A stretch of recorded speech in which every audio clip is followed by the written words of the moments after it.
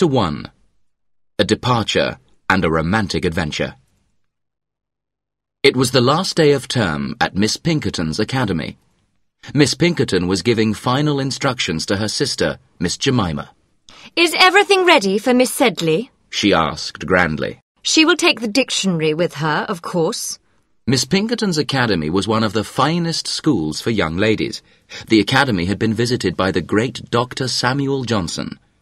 He had also mentioned it in a poem. Miss Pinkerton could never resist mentioning the great man's name, and she gave her pupils a copy of his dictionary when they left the school. What about Becky Sharp? Miss Jemima now asked. Shall I give her a copy of the dictionary too? "Becky Sharp?" Miss Pinkerton exclaimed angrily. "We won't waste the dictionary on her." Becky Sharp was an orphan.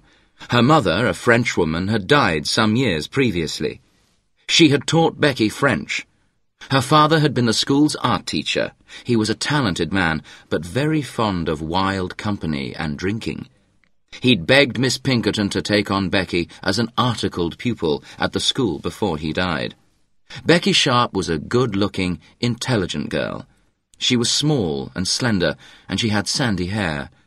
Miss Pinkerton had realized how useful she could be because she knew French and could play music. Becky Sharp despised Miss Pinkerton and the moral atmosphere of the academy. The relationship between Miss Pinkerton and Becky Sharp grew worse and worse. Both of them were glad when the girl obtained a post as governess to Sir Pitt Crawley. Amelia Sedley was the daughter of a rich London stockbroker. She was a pretty girl, and she had healthy red cheeks and a warm smile. Everyone loved her because she was patient and kind. Amelia had asked Becky to stay at her family's house for a week when they left school. Soon the two girls had said goodbye to the headmistress, and they went out to the carriage. Just as the carriage began to move, Miss Jemima ran up to the window. "Stop!" she cried out excitedly. She pushed 2 parcels through the window. "Some sandwiches, my dears." She told the 2 girls. "And a book for you, Becky." She went on. "Johnson's dictionary, you know. You can't leave without that." The good woman went back into the garden. She had defied her sister for once, but she was sure she'd done the right thing. The carriage drove off. Miss Jemima was horrified to see Becky Sharp lean out of the window and throw the precious dictionary back into the garden. Mr. and Mrs. Sedley were delighted to have their daughter back home, and they gave a kind welcome to her friend Becky as well. Amelia's older brother, Jos, was also at home. He had recently returned on leave from India, where he had an important and lucrative post in the East India Company's civil service. Jos Sedley had lived a very isolated life in India, and he was terribly shy of women. He was also extremely vain, and dressed in the latest fashion. This made him look rather ridiculous as he was very overweight. It did not take long for Becky Sharp to understand Jos, and a certain idea began to take shape in her mind. She hated the prospect of working as a governess. That night, at dinner, Becky Sharp paid particular attention to Jos. He was flattered by the looks she gave him, and blushed frequently. Mrs. Sedley had had a curry prepared for her son, and Becky was offered some. "I must try some," she said. "I'm sure it's very good, if it comes from India." Old Mr. Sedley smiled quietly. He understood her sudden enthusiasm for India and curry. "Is it good?" he asked her softly. "Excellent," Becky gasped. "Try a chili with it," Jos suggested. "A chili?" Becky said faintly. The word chili sounded so cool that she took a whole one.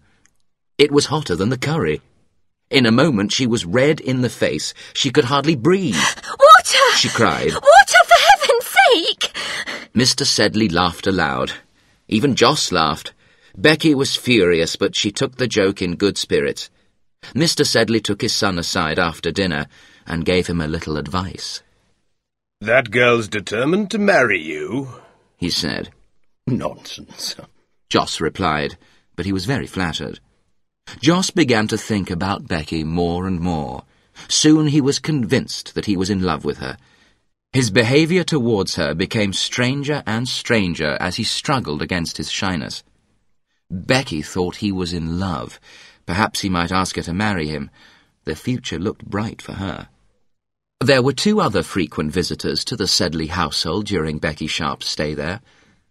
They were two young army officers, William Dobbin and George Osborne. One evening, all the young people decided to go to Vauxhall Gardens together. Amelia was very excited because she was in love with George Osborne. He was a good-looking young man, and he was Mr. Sedley's godson. William Dobbin and George had been to the same school, and they were close friends. Dobbin was not as good-looking as his friend. He was tall and very shy. George and Amelia had known each other since they were children. Their families expected them to marry. Becky was sure that Joss wanted to ask her to marry him. She walked by his side, giving him every encouragement she could. Joss himself was sure that he wanted to ask her to marry him, but he did not know how to approach the issue. At last the party decided to eat something at the restaurant in the Vauxhall Gardens. Joss ordered a magnificent meal and the best champagne. He ate and drank more than anyone else. Then he ordered a bowl of punch. It was the custom at Vauxhall to drink punch. It was the punch that was responsible for the whole of this story. If Joss Sedley had not ordered it and then drank most of it, he would have proposed to Becky Sharp, and that would have been the end of the story. As it was, the more he drank, the more cheerful he became. He began to sing, and this made people laugh. George Osborne was embarrassed. I think we should leave, he told the girls. They stood up to go. Stop, my dearest diddle, diddle, darling. Joss cried out to Becky. He seized hold of her waist. Becky could not free herself, and Joss held on to her tightly and resumed his song. Dobbin succeeded in freeing the unfortunate Becky. He took Joss back to his lodgings, and George Osborne took the girls back home. Becky and Amelia were sure that the moment had come for Joss to propose to Becky, after his behaviour the night before. Joss, meanwhile, woke with a terrible headache. He did not remember everything that had happened the night before, but he was terribly ashamed of himself. He did not have the courage to see Becky again. He wrote a note to Amelia saying that he was leaving London and asking her to apologise to Becky for his behaviour. It was the end of Becky's hopes of marriage. She knew now that she had to take up the post of governess with Sir Pitt Crawley and his family.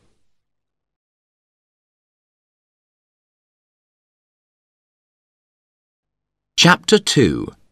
The Crawley Family. Becky's new employer was Sir Pitt Crawley. Sir Pitt Crawley had been married twice, and he had two grown-up sons from his first marriage, Pitt and Rawdon Crawley.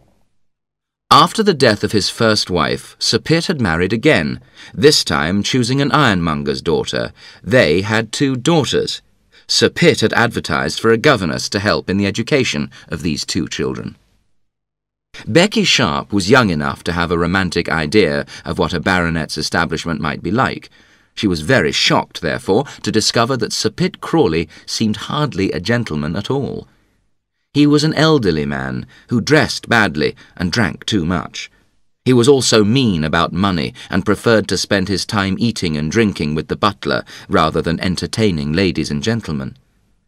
Sir Pitt Crawley's country residence, Queen's Crawley, was a large house, but it was in poor condition.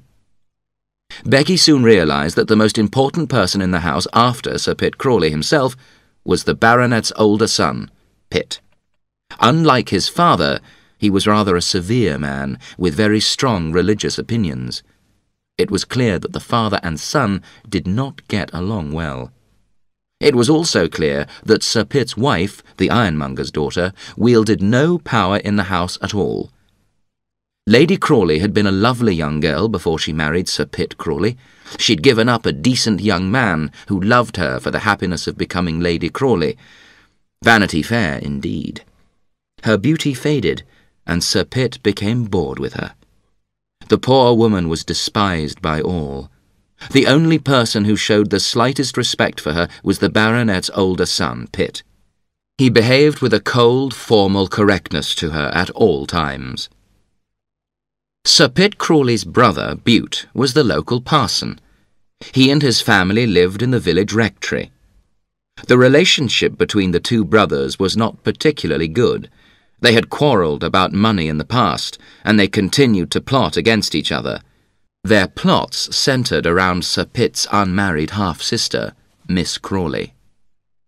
Miss Crawley was a very rich, selfish old woman. She did not like Pitt Crawley because of his piety. She wanted to leave half of her money to Bute Crawley and the other half to Sir Pitt's second son, Rawdon. Becky rapidly decided on the most useful strategy to follow at Queen's Crawley. She wanted to keep everyone happy with least effort to herself. She won over the two daughters by letting them educate themselves rather than giving them difficult lessons to follow.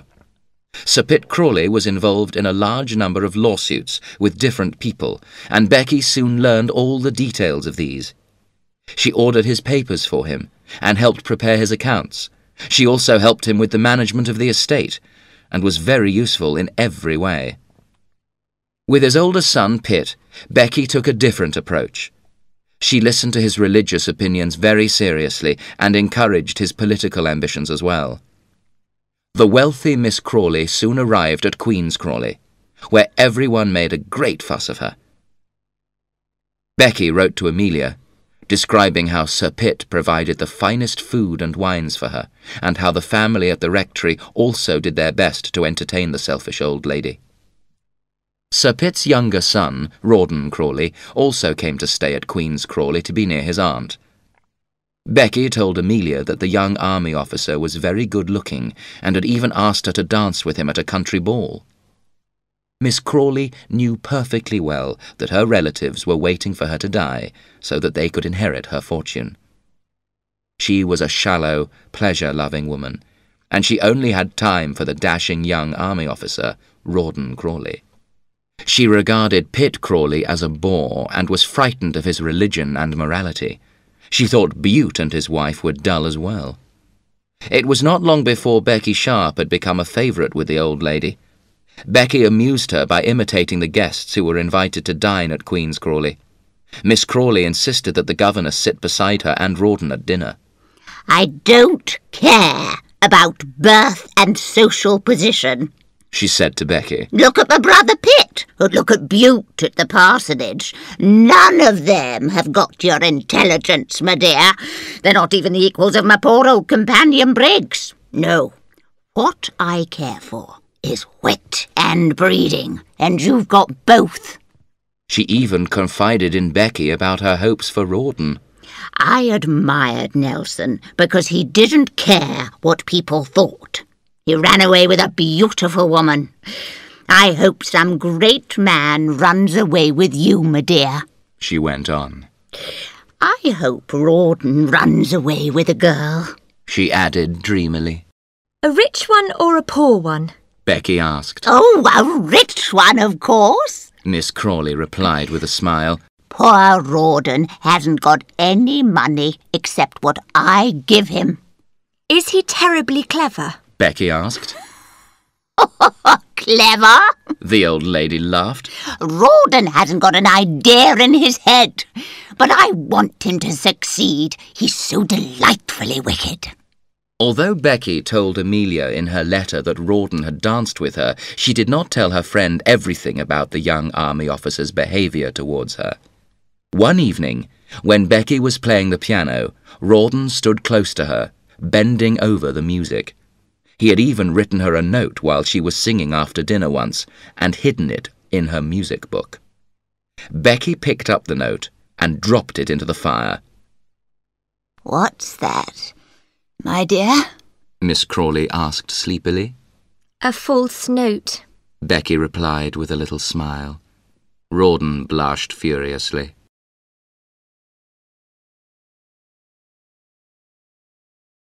Chapter 3. Young Lovers. We must now leave the good people enjoying themselves at Queen's Crawley and return to London to find out what is happening to Amelia. The ladies in Amelia's social circle agreed that she was very good-natured but dull. The Mrs. Osbornes and Dobbins patronised the poor girl terribly, and Amelia was very shy in their company. What does George say? They asked each other in wonder. George Osborne himself became used to the idea that he was making an enormous sacrifice in marrying Amelia. He continued to visit the Sedley household, of course, but days went by when he ignored Amelia. She suffered, but she told no one about her suffering. Only George's friend Dobbin realized that the girl was unhappy. Meanwhile, great events were taking place in Europe. Napoleon's army was defeated by the Allies, and the Emperor was forced to abdicate and take up residence on the island of Elba. The financial markets of the world were disturbed. Mr. Sedley suffered heavy losses in his investments on the stock exchange. One day, George Osborne visited Amelia and invited her to dine with his family at Russell Square that evening. Amelia was delighted and accepted happily. Amelia arrived early at the house and was talking with George's sisters when Mr. Osborne came home. Mr. Osborne seemed surprised to see her there. George is home today, Papa. One of the sisters explained. He'll be coming in to dinner soon. Will he indeed? Mr. Osborne said crossly. He'd better come in on time. I won't hold dinner for him. Mr. Osborne sat down gloomily. When the clock struck the usual time for dinner, he rang for the butler. Dinner! He ordered angrily. Mr. George isn't in yet. The man replied. Damn Mr. George, sir! I'm the master here. Mr. Osborne commented angrily. Dinner, I say! The ladies looked at each other in fright. Dinner was a silent affair. Mr. Osborne said nothing, and no one else knew how to make conversation. George arrived halfway through the meal and did not seem to notice his father's bad humour. He talked amusingly to Amelia and his sisters. At last the ladies retired to the drawing-room, leaving Mr. Osborne and George to their wine. The older man was still bad-tempered. George did his best to cheer him up. The real reason for his visit was that he had run out of money. He was hoping for some money from his father. At last his father spoke. How are you and Amelia getting on? He asked. Anyone can see that she loves me, sir. George replied proudly. And you? His father asked sharply. What about you, my boy? George laughed easily. Didn't you tell me to marry Amelia, sir? He joked. You and Mr. Sedley arranged it all years ago. Commented his father. Haven't I heard about you and your wild amusements with Captain Crawley and that set? You should be careful, sir. Mr. Osborne was secretly delighted that his son was mixing in such aristocratic company. He was very ambitious for George. Well, well, he went on. I suppose young men will be young men. I'm glad you live in the best society of England. One can't live in that kind of society for nothing, you know. George said quietly. Don't worry about money, my boy. Mr. Osborne interrupted him. My money's as good as theirs. Call on Mr. Chopper in the city tomorrow. He'll have something for you. Thank you, sir. You could marry higher than Amelia, you know, Mr. Osborne told him. I don't like the look of Sedley's affairs. There are rumours about his losses. If I don't see Amelia's £10,000, you won't marry her. I won't have any lame ducks in my family. George was very attentive to Amelia when he went to join the ladies after his talk with his father. She remembered long afterwards the pleasure of that evening with him. George hurried off to the city the next morning and obtained a document from Mr. Chopper. Then he hurried to the bank. He noticed that Mr. Sedley was also in the bank, but he was too excited to notice the grim look on the older man's face.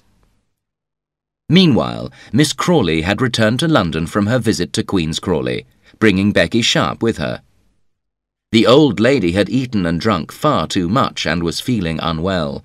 She retired immediately to bed and summoned her doctor. Captain Crawley was one of the first people to arrive at her house to ask after her. He received gloomy reports from the maid and from Miss Briggs, her companion. Captain Crawley was unable to see the patient, but he did manage to have a few minutes of private conversation with Becky. He left the house looking very cheerful. Miss Briggs tried to gain admission to the sick lady's bedroom, but was refused. The poor lady had been a loyal and faithful companion for many years and was wounded by Miss Crawley's behaviour. But why won't she see me? she asked Becky. I always look after her when she's ill. Don't be so upset, Becky advised her. She won't see you because she prefers my nursing to yours, that's all. Sick people are like that sometimes. She'll be well again in a few weeks, and then I'll go back to Queen's Crawley. Never, never, Miss Briggs said sadly. She'll never be well, or I'll never go? Becky asked with a little smile. Captain Crawley called every day to receive the latest news from Becky. Every day the news was better, and soon Miss Crawley allowed the faithful Briggs to spend time with her once more. Becky used to mimic the good woman to her face for the amusement of the old lady. Once Miss Crawley was well again, she agreed to accompany Becky to Russell Square so that the girl could be reunited with her old school friend Amelia. The visit was a short one, but Amelia made a good impression on the rich old lady. She talked enthusiastically about Becky's friend and mentioned her to Captain Crawley. Becky was quick to explain that Amelia had a fiancé, a certain Lieutenant George Osborne. What regiment is he in? Rawdon asked. I don't recall, Becky replied. but his captain's name is Dobbin. I know Dobbin, Rawdon told her. and I know Osborne too, now that I think of it. Osborne's a fool. He commented happily. He wants to be seen in the company of a lord. He pays for their dinners and they invite the guests. Pretty guests? Becky suggested with a smile. Quite right, Miss Sharp. Rawdon laughed. Very pretty guests indeed. Oh, don't be so naughty, Rawdon. The old lady laughed excitedly. Her nephew's cynicism delighted her enormously. Why don't we have him here? Rawdon suggested. Lieutenant Osborne and Amelia were invited for dinner at Miss Crawley's house. The meeting between Becky and George Osborne was not an easy one. Becky suspected that it was George who had discouraged Jos Sedley from proposing to her after the dinner at Vauxhall Gardens. She greeted him very coolly. For his part, Osborne thought her vain and ambitious. Amelia saw immediately that there was a friendship between Becky and Rawdon. Before leaving the house, she went up to her friend. I see it all, she said quietly. Becky kissed her. One day, Sir Pitt Crawley came to London. His wife had just died, and the baronet was desperate to have Becky back at the house. You must come, he told her. I'll come as soon as I can, Becky replied. Everything's in a mess without you. Sir Pitt complained. Dear Becky, do come. Becky looked at him closely. Come as what? She asked quietly. Come as Lady Crawley if you like. The old man cried impatiently. Come back and be my wife. There. Does that satisfy you? Oh, Sir Pitt! Becky cried. Say yes. Sir Pitt begged her.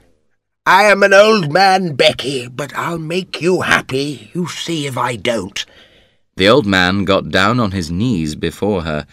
Becky jumped back. For once she did not know what to say. Oh, Sir Pitt! She cried again. Oh, sir, I'm married already.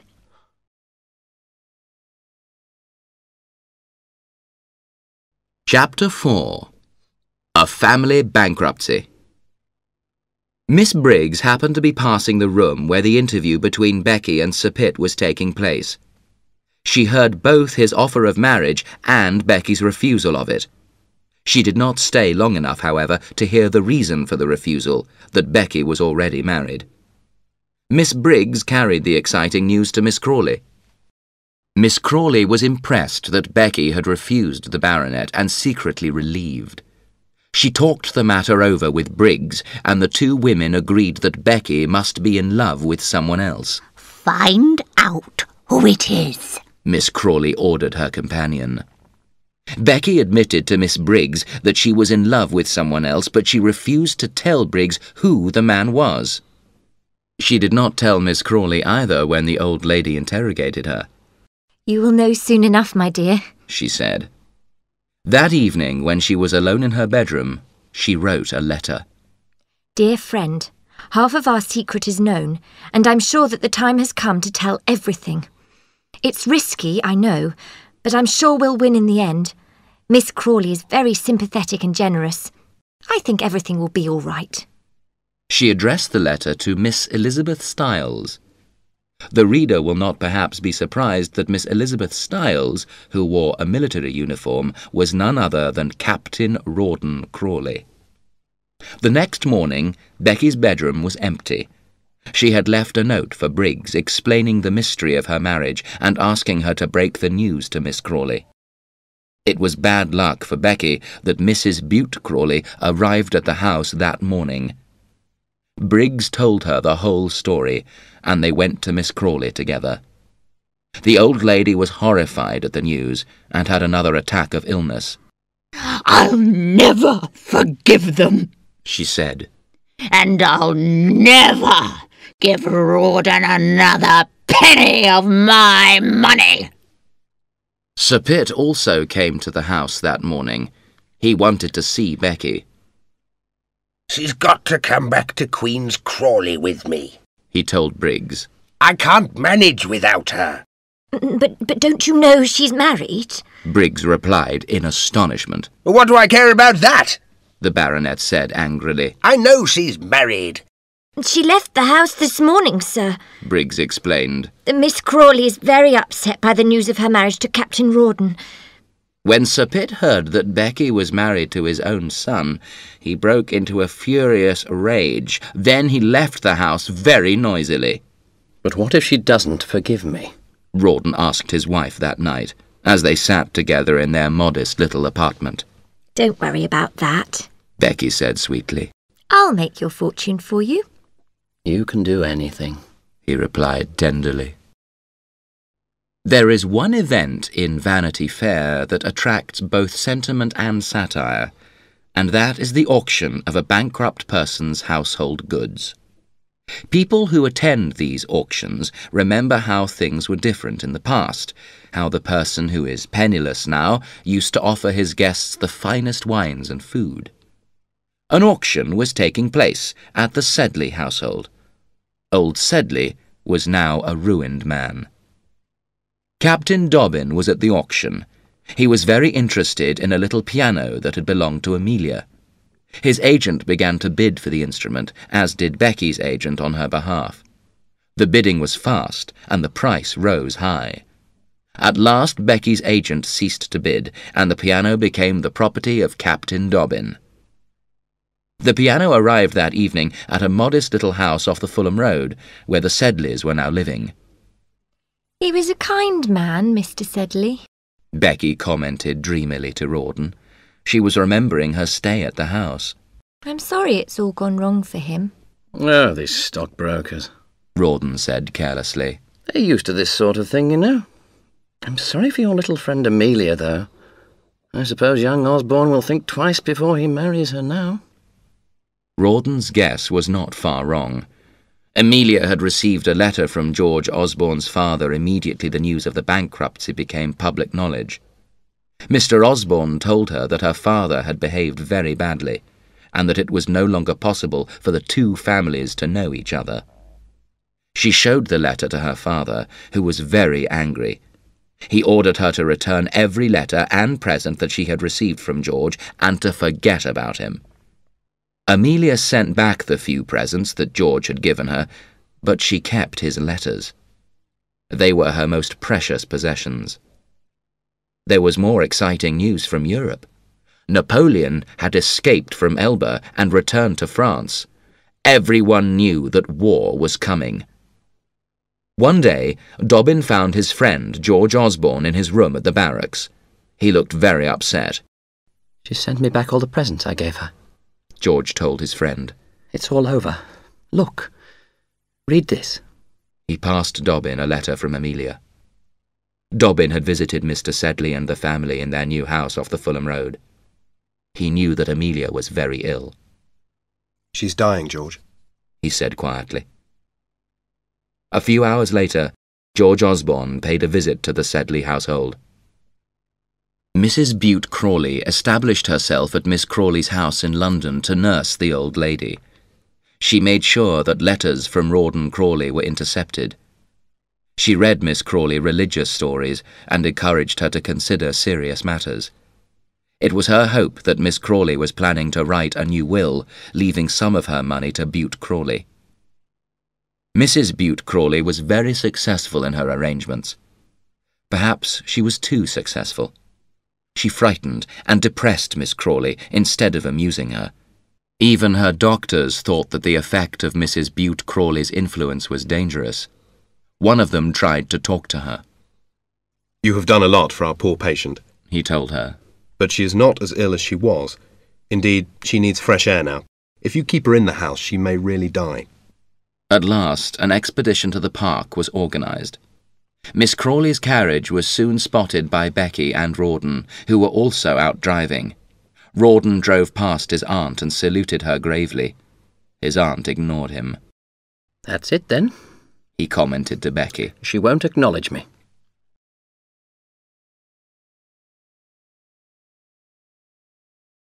Chapter 5. A Wedding and a Disinheritance. Captain Dobbin now found himself in a very painful and difficult position. He could see that George was less and less keen to marry Amelia, and he realised that he himself was falling in love with her. She will die if George does not marry her, he thought. He determined to make sure that the wedding went ahead. George and his father, meanwhile, had quarrelled bitterly.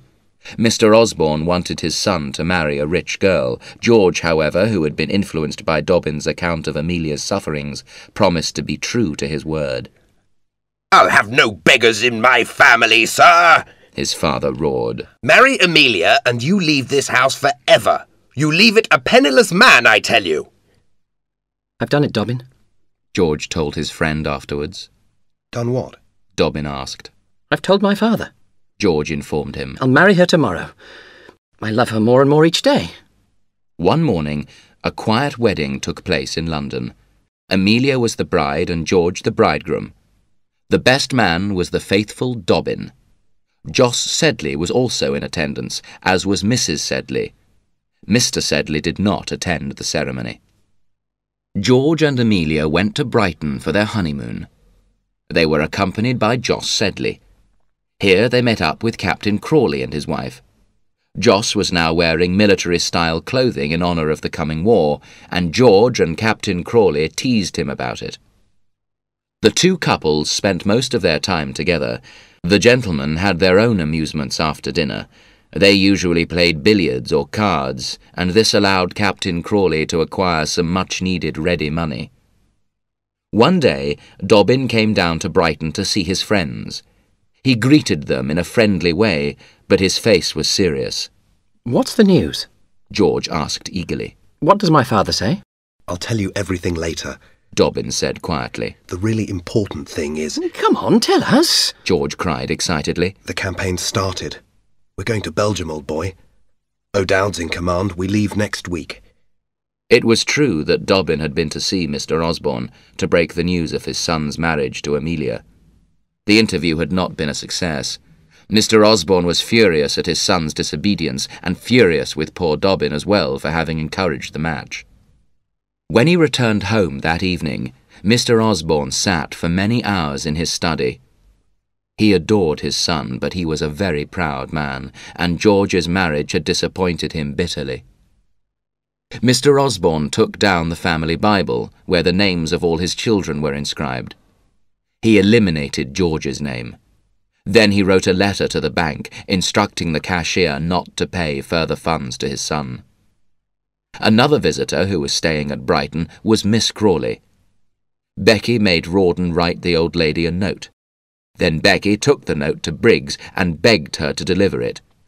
Miss Crawley laughed when she read it. Don't you see? She cried. Rawdon never wrote a word of it. His letters are always about money, and they're full of spelling mistakes and bad grammar.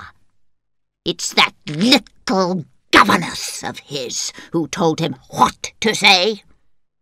In her heart she felt sad and bitter. She knew that everyone wanted her dead. They wanted her money. You may tell Captain Crawley, she informed Briggs, that he can call on my lawyer in London There will be something for him there. Rawdon and Becky were delighted at the news from Miss Crawley. They hurried as fast as they could to London. Rawdon then made his way to the lawyer's office. He looked gloomy when he joined Becky. "It's a rotten trick, Becky," he told her. "The old lady's only given me £20. The joke was too good for Becky to resist. She looked at Rawdon's serious face and burst out laughing.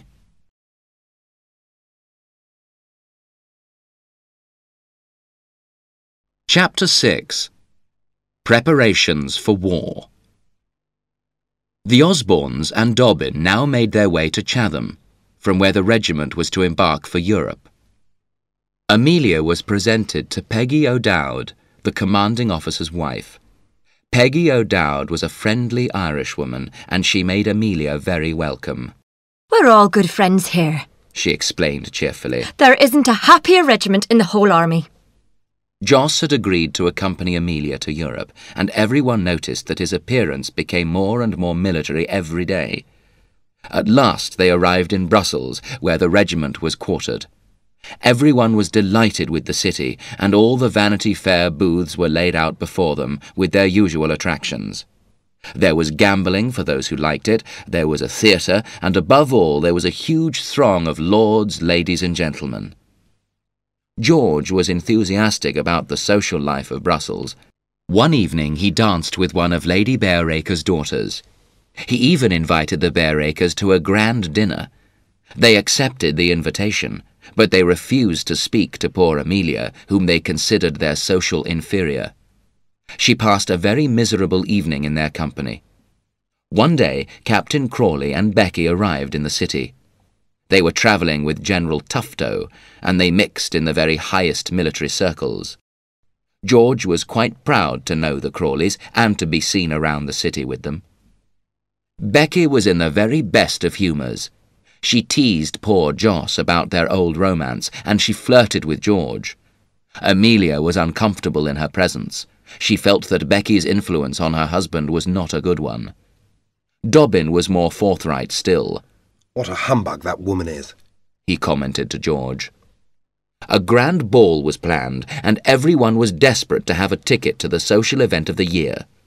Joss and Mrs. O'Dowd were unlucky, but the Bareacres obtained tickets for Captain Osborne and his wife. Dobbin was given a ticket by a general he knew. George bought new clothes for Amelia and drove her to the ball. She did not know anyone there, and sat by herself while her husband went off to look for his friends. Amelia was unhappy, and the only person who came to talk to her was honest Dobbin. Becky, meanwhile, had made a splendid entrance. She immediately joined the most select group of people at the ball, and was soon the centre of attention with the men there. She spoke French perfectly, and everyone wanted to dance with her. Then she spotted Amelia, and came over to join her on the bench. She criticised her clothes, commented happily on the ball, and then gave her friend a lot of advice that humiliated poor Amelia even more. When George saw that Becky had joined his wife, he too hurried over to the bench. He asked Becky to dance, and she agreed. They danced together 2 or 3 times. Amelia was very unhappy. Tears came into her eyes. Then George ran back to collect Becky's shawl and flowers. Becky was leaving the ball. George carried her bouquet to her, but when he gave it to her she saw that there was a note lying among the flowers. Becky had received many such notes in her life. She smiled at George and turned towards her husband. Amelia was watching the scene between George and Becky. She turned very pale. "William," she said quietly, "I don't feel very well. Please take me home." Dobbin escorted her away from the ball. George, meanwhile, was in a very elated mood. He did not notice that his wife had left the ball. He gambled at the tables, winning repeatedly. Then he began drinking heavily. Dobbin found him in a very excitable mood when he returned from Amelia's hotel. "Come out, George," Dobbin said quietly. "Nonsense!" George cried. "Come and drink with me, my old friend." Dobbin came close to him. "The enemy is advancing," he whispered. "We're leaving in 3 hours. There was little sleep for anyone that night. Everyone was busy preparing for the sudden departure for the battlefield. George made his way quickly to the hotel, where Amelia was already in bed.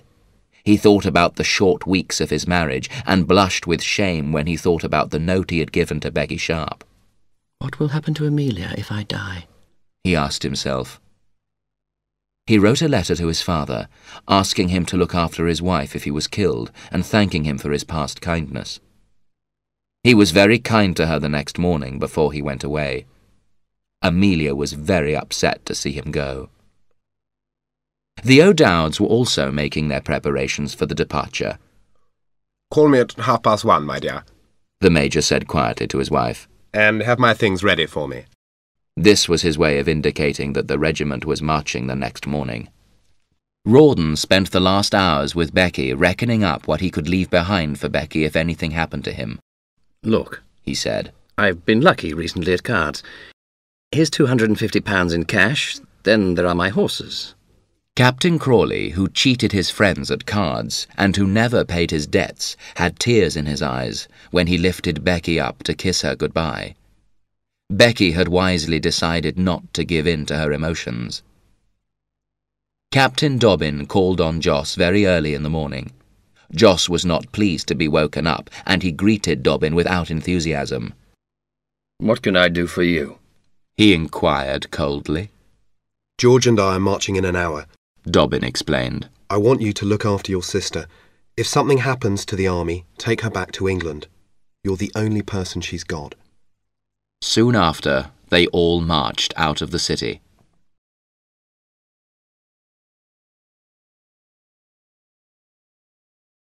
Chapter 7. The Battle of Waterloo. There was great excitement in Brussels after the British Army had marched out to meet Napoleon's troops. Joss, meanwhile, was surprised to receive a visit from Becky Sharp that morning. He'd not been invited to any of the grand social events in which she had played such a brilliant part, and he was offended at her neglect. Becky, who was not sure of a British victory, decided to become friends with her old admirer again. "I'm sure you're getting ready to join the army," she told him. "Soon there'll be nobody left in Brussels to protect us poor women." Joss was delighted at the idea that she thought he was joining the army. "I should like to see the battle," he replied grandly. "But I have my sister to protect." "What a good brother you are," Becky exclaimed. She put her handkerchief to her eyes. "Your heart is true to your sister," she went on.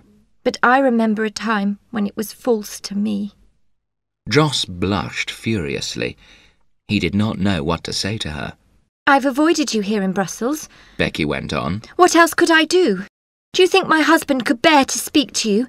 You're the only man he's ever been jealous of, you know." Poor Joss was delighted at this speech. He forgot his doubts and suspicions of Becky. Becky observed him closely.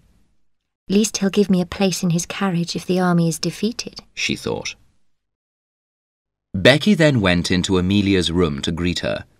She found her ill because she was worried about George. Amelia regarded her as an enemy now, and the interview was a painful one for the two women. You tried to do me wrong. Amelia complained. You tried to take my husband from me, Rebecca. But he came back to me, you see. He came back to me. She burst into tears. Becky left Amelia's room. For once she was silent. Her friend's tears had moved her. She happened to encounter Mrs. Peggy O'Dowd in the street outside, and she told her that Amelia was very upset. The good lady hurried to the house. Brussels was full of rumours about the great battle. Joss grew increasingly nervous. He was not a brave man, and what he heard from his servants frightened him. He began to think about leaving the city. He told Amelia that he thought it was best to prepare to leave, but she refused to listen to him. That night, Joss's fears increased to panic. Some Belgian soldiers had retreated into the city, and one of these took refuge with the maid in Joss's house. The young soldier was tired and hungry, and he told terrible stories about the defeat of the British army. "The Duke of Wellington is a prisoner," he said, "and the whole army is in flight. Napoleon has won. Joss had come into the kitchen to hear the soldier's account, and he was now wild with terror. He changed out of his military-style clothes as quickly as he could and ordered his servant to prepare the carriage. "There are no horses left in Brussels, sir," the servant told him. Joss dashed into the street. He ran to all the hotels in a desperate search for horses. In one hotel he saw Lady Bareacres and her daughters sitting in a carriage. They, too, were waiting for horses. Lady Bareacres was also desperate to abandon the city. This proud lady, who had refused to acknowledge Becky when they passed on the stairs, now came to ask her to sell Captain Crawley's horses. "I won't sell you my horses, my lady," Becky told her proudly. "not for the 2 largest diamonds you wore at the ball." Just then, Becky caught sight of Joss entering the hotel. The frightened expression on his face told her everything. "He will buy my horses," she decided. Joss and Becky were soon in earnest conversation together. The price she asked for the horses was a huge one, but Joss was so terrified that he agreed to pay. Joss now told his servant to prepare the horses. He had decided to ride out of the city as soon as he could. He went back once more to Amelia to persuade her to come with him. "Emmy, I'm leaving today," he told her. "and you must come with me. There's no time to lose." "You're a coward, Mr. Sedley," Peggy O'Dowd told him quietly. "Never mind her," cried Joss. "Are you coming with me or not, Emmy?" Amelia was too ill to move. "Without my husband, Joss?" Amelia replied. Joss saw that it was useless. "Goodbye, then," he said in a rage, and left the room. A few minutes later, the 2 ladies saw him riding awkwardly down the street on one of Becky's horses, followed by his servant on the other. The noise of the great battle could be heard throughout the city all that day. At last the guns grew silent. The English had their victory. Darkness fell. Amelia was praying for her husband, who was lying on his face, dead, with a bullet through his heart.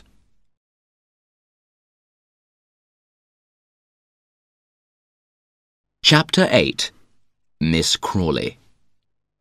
Old Miss Crawley was now living in Brighton, and she read the news of the Battle of Waterloo with great interest.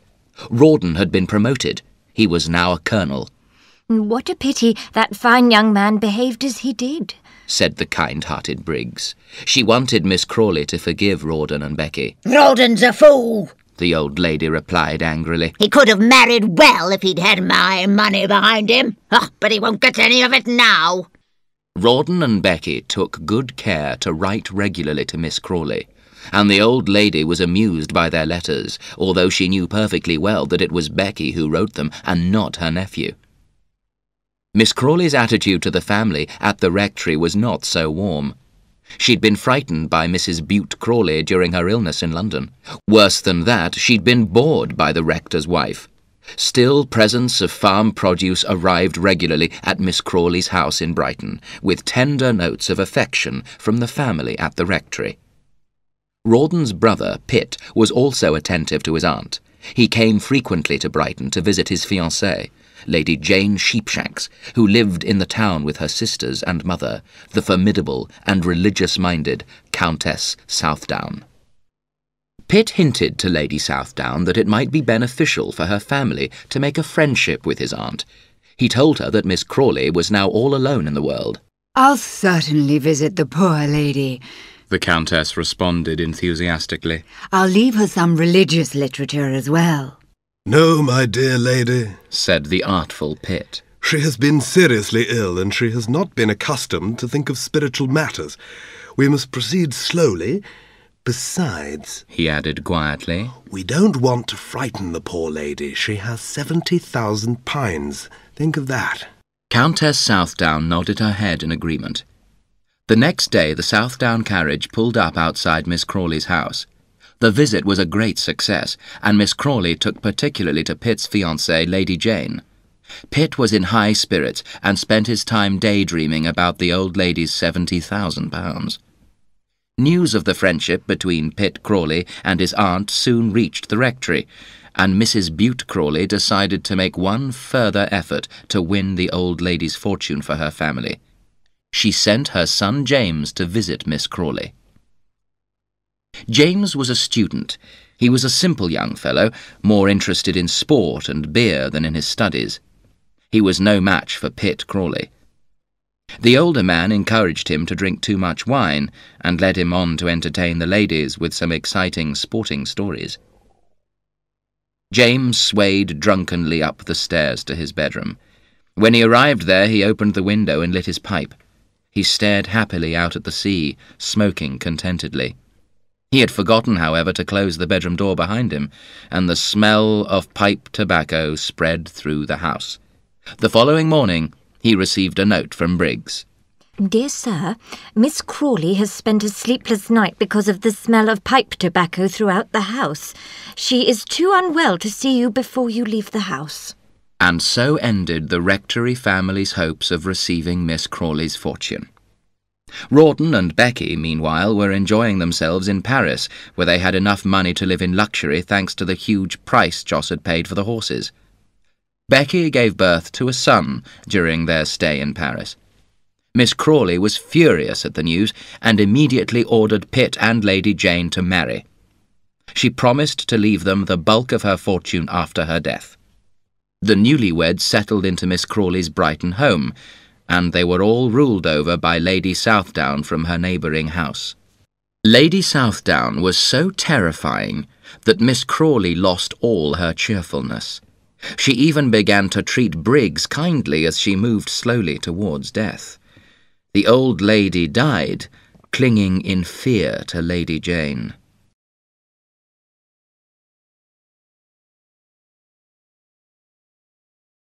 Chapter 9. Life on Nothing a Year.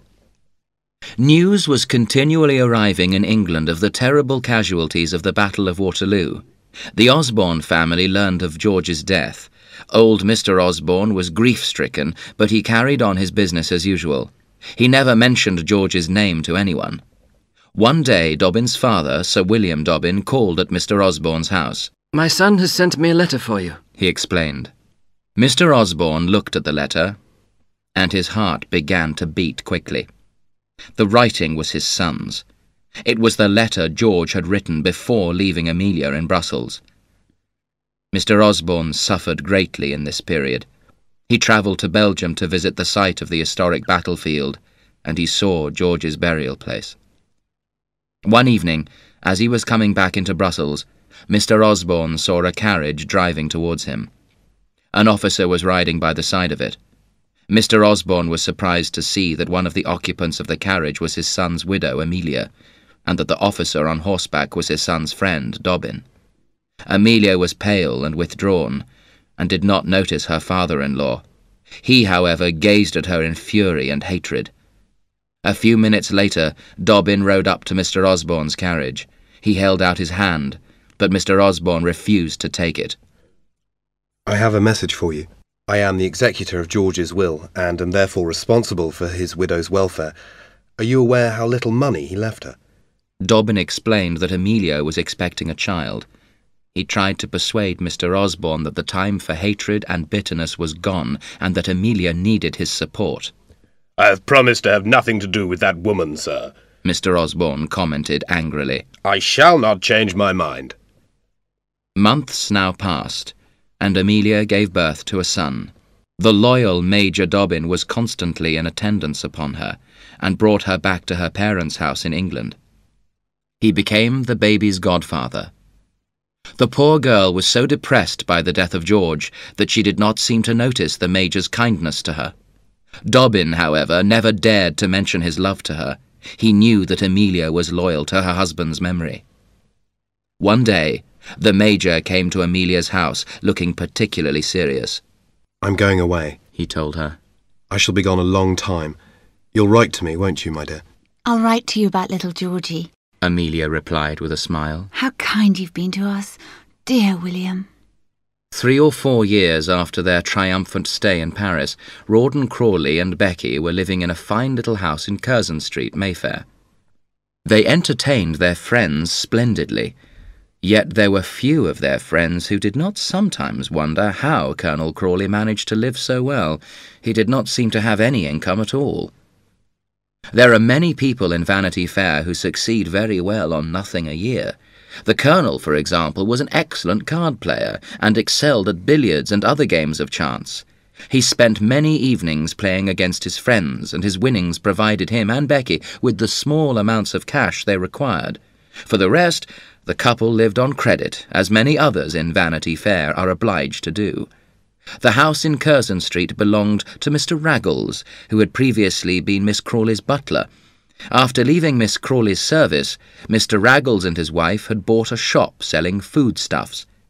They worked hard and saved their money carefully. After many years, Mr. Raggles was able to buy the little house in Curzon Street. He intended to rent out the property and was delighted to have a member of the Crawley family as his tenant. The young couple also ordered their food from Raggles' shop. One of Becky's first plans when they settled in London was to establish good relations with Rawdon's brother, Pitt. He had inherited most of Miss Crawley's fortune. Although Rawdon and Becky had their house in Mayfair and gave select little parties there, society ladies did not want anything to do with Becky. They had heard too many unpleasant stories about her from people like Lady Bareacres. Most of the visitors to Curzon Street were gentlemen. Becky found this position humiliating, and she determined to do something about it. One of the regular visitors to the Crawley household was Lord Steyne, a great and powerful nobleman who occupied a very strong position in London society. Lord Steyne was one of Becky's greatest admirers. Becky thought that Lord Steyne could introduce her to London society. This was not a happy time for Rawdon himself. He knew that people came to the house to see his brilliant and charming wife, and that they found him a bore.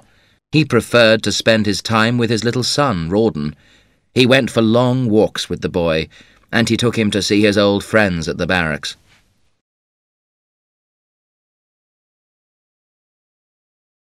Chapter 10.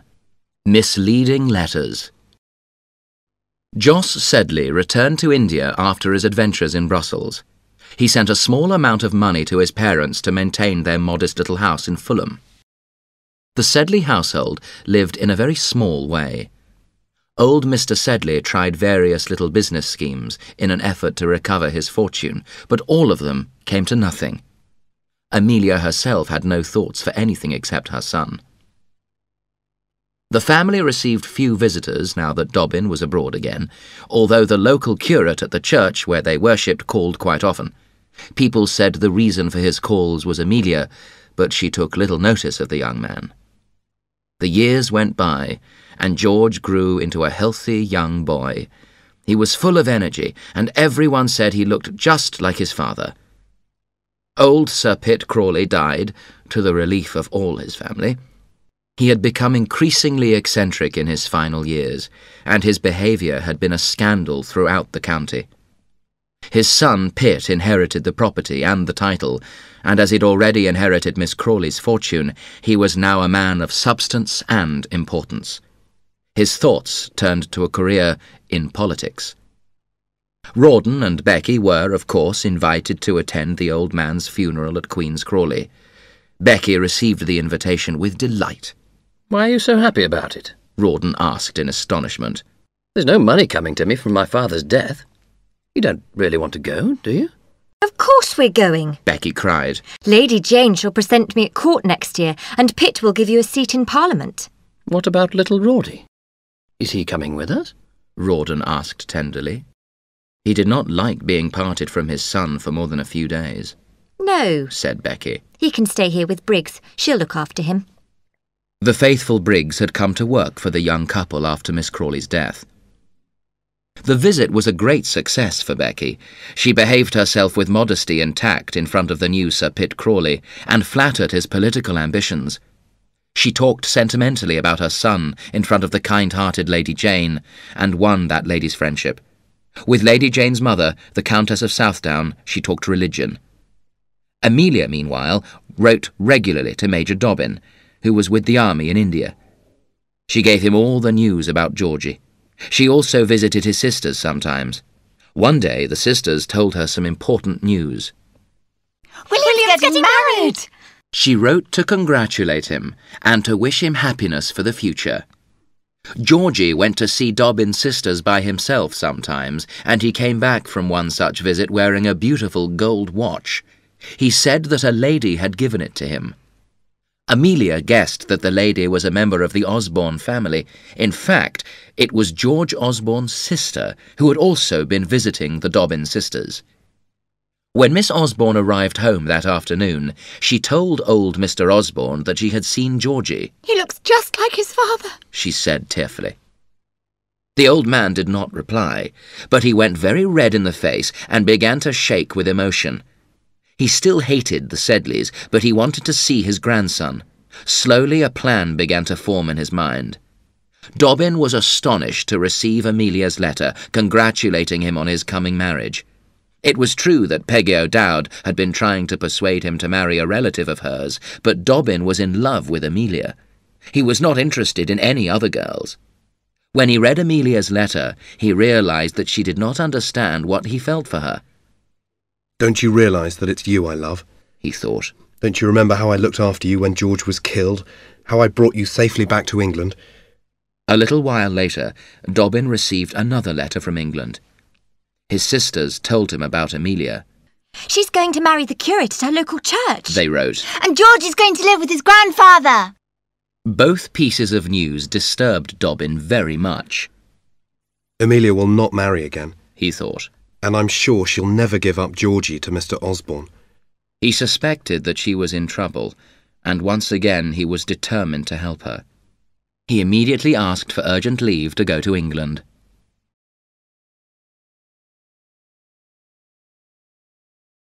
Chapter 11. Amelia Makes a Sacrifice. Becky was now back in London preparing Sir Pitt Crawley's house for his return there. Sir Pitt knew that Rawdon and Becky were very poor. He was very fond of money, however, and did not offer his brother any. Little Rawdon thought his mother was the most beautiful woman in the world, but he preferred spending time with his father, who talked to him and played with him. Becky usually ignored him and made him eat in the kitchen when she had visitors. One evening, the boy was in bed when he heard his mother singing. Becky had a fine voice, and the little boy crept downstairs to listen. He opened the door of the drawing-room so that he could hear better. Lord Steyne was in the room with his mother, and he saw the boy. Becky rushed out of the drawing-room and smacked Rawdon very hard. The boy ran away to the kitchen. I'm not crying because she hit me, he told the servants. But why can't I listen when she sings? She sings for that man, but she never sings for me. Rawdon and Becky had many creditors, but the sight of Lord Steyne's carriage outside the house every night made them confident that Becky was rich. They knew that Lord Steyne was one of the richest men in England. As for Colonel Crawley, he felt out of place with the fashionable people who came to visit his wife. He spent most of his time playing with little Rawdon, or dining at one of his clubs with his old army friends. He saw very little of Becky in this period. Trouble came to the Sedley household. The family had just enough money to live off from Joss, but old Mr. Sedley began to invest the money that Joss sent from India. All his investments failed, however, and he lost the money. Mrs. Sedley was afraid of the tradesmen who wanted to be paid. Amelia did not know anything about the financial difficulties of the household. Just when Mrs. Sedley was desperate about money, a letter came for Amelia from old Mr. Osborne. He said that he wanted Georgie to come and live with him.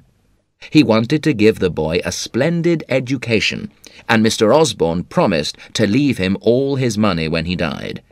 He also offered to pay Amelia a small allowance. Amelia was offended by Mr. Osborne's offer, and she refused it. The great day came for Becky when she was presented at court to George IV. She attended the event with Sir Pitt and his wife, Lady Jane. Everyone noticed that she was wearing some splendid diamonds for the occasion. Where did they come from, Becky? Rawdon asked her in wonder. Where do you think, you silly man? She said with a laugh. I hired them, of course. You don't suppose that all the diamonds that ladies wear to court belong to them, do you? Becky never returned the diamonds to a shop, however, after her appearance at court. She hid them away in her desk. The only other person who knew the truth about them was Lord Steyne. Lord Steyne called on Becky later that day. "Send that Briggs woman away," he complained. "I can't come here without running into her." I can't, said Becky sadly. I owe her money, you see. She gave me all her money to invest for her, and I've spent it. Lord Steyne swore angrily. "How much is it?" he asked angrily. That evening, Becky received a cheque from Lord Steyne. She did not pay off her debt to Briggs, however. She paid some of her other bills, and the rest of the money she hid away in the desk with the diamonds. At last, Amelia discovered the truth about her father's investments. The Sedleys were now completely ruined. The only way to save the family was to accept old Mr. Osborne's offer to look after Georgie. The boy himself was quite excited at the idea of going to live with his rich relatives. He did not realize how much his mother suffered at the change. It nearly broke her heart to see the boy go off to his new home, but there was nothing else she could do.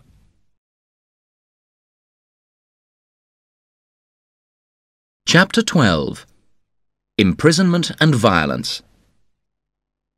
Little Rawdon had been sent off to an expensive school paid for by his lordship, and Briggs had been found another job.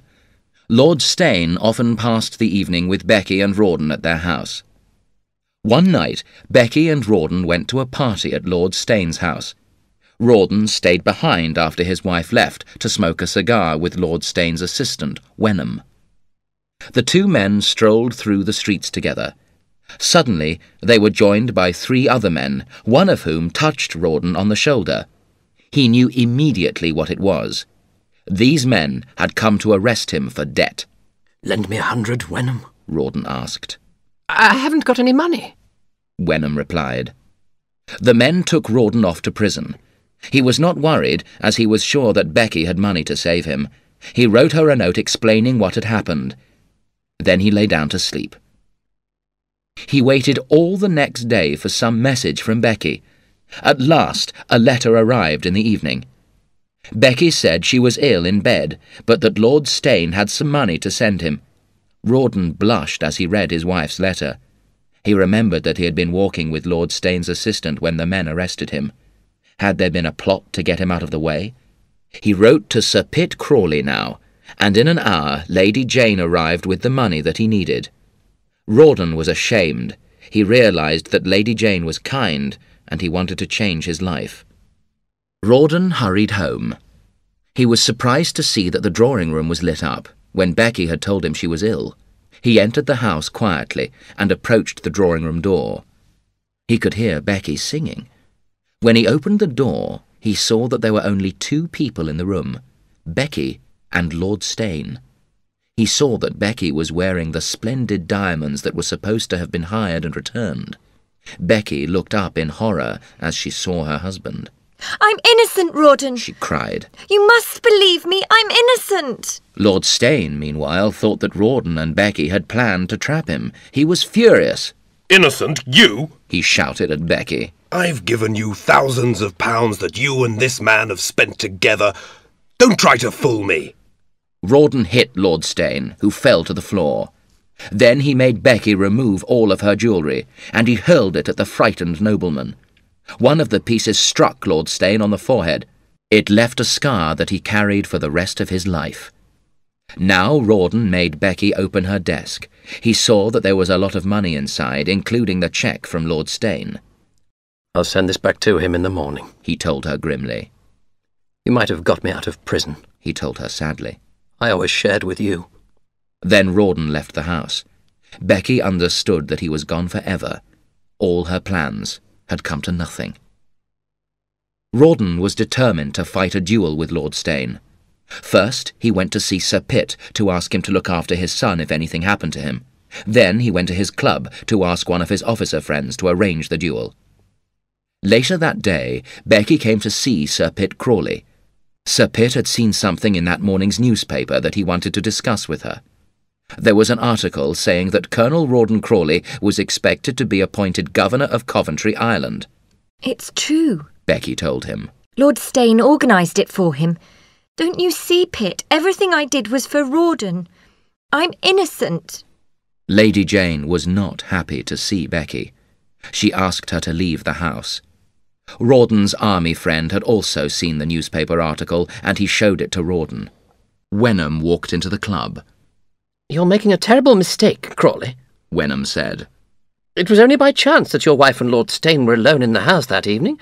My wife and I had also been invited, but we couldn't come because Mrs. Wenham had a headache." Rawdon did not believe Wenham's story, but he saw that he could not fight Lord Steyne now in the light of Wenham's evidence. He thought very carefully about what he should do. In the end, he decided to accept the governorship of Coventry Island. He wrote very regularly to Little Rawdon from there, but he never contacted his wife again. Little Rawdon spent his school holidays with Sir Pitt and Lady Jane. Becky herself was now ruined. Her servants and creditors all demanded to be paid, and Mr. Raggles took his house back. He was ruined as well. Thus Vanity Fair makes other people pay for its pleasures. Becky fled the country.